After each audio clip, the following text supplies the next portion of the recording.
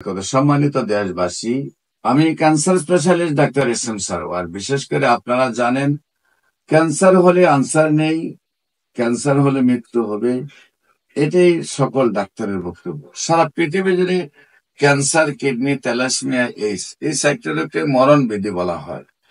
আমরা সেই মরণ বিধি রূপ থেকে যিনি মুক্তি লাভ করেছেন এমন একজন ক্যান্সার রোগীর সাথে আপনাদেরকে আজকে পরিচয় করে দিচ্ছি, যিনির গলায় এখনো সাদা একটা মাফলার আপনারা দেখতে পাচ্ছেন।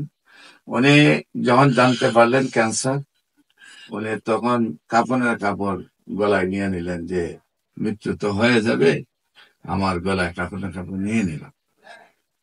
উনি আমার কাছে যখন চিকিৎসা আসলেন, 4-5 জন রোগী লোক ওনাকে ধরে একেবারে নিয়ে আসে। আল্লাহর অশেষ রহমতে আমার চিকিৎসায় প্রায় আজকের থেকে আরো 1 যুগ আগে সুস্থ হয়েছেন। আজকে আরেকজন ক্যান্সার রোগীকে নিয়ে উনি উপকৃত হয়েছেন। তিনি সাথে আপনাদের পরিচয় করে দিচ্ছি। আপনার হাসু ভাই, আপনার নাম, পুরা নাম? আমার নাম হইল মোহাম্মদ হাসমত আলী হাসু। মোহাম্মদ হাসমত আলী হাসু।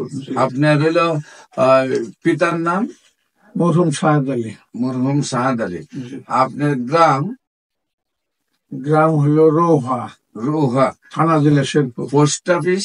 রৌহা। রৌহা থানা জেলা শেরপুর। থানা জেলা শেরপুর। আপনার গ্রামটা কি বললেন? রৌহা। রৌহা কি বাড়ি বলে আপনাদের বাড়ি?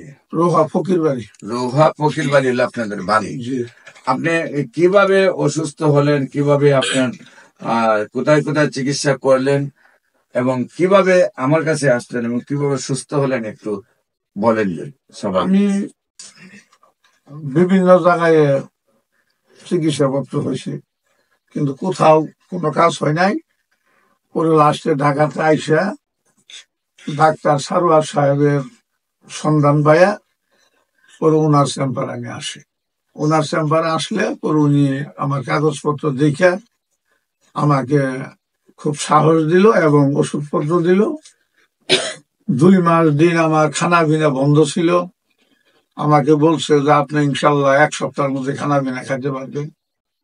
4-5 জন লোক আমার এখানে ধরে নিয়ে আসছিল। পরে আল্লাহর অশেষ রহমত, ওনার উসিলার বিনিময়ে আমি 1 সপ্তাহ পর থেকে মোটামুটি সুস্থ। দীর্ঘ 5 মাস ওষুধ খাইয়ে আমি আল্লাহর অশেষ রহমত, ওনার উসিলায় স্বয়ং সম্পূর্ণ আমি ভালো। এবং কি আমাদের শেরপুর থেকেও আমি অনেকগুলা লোকজন এখানে পাঠাইছি এবং মাঝে মাঝে আমি নিয়েও আসছি।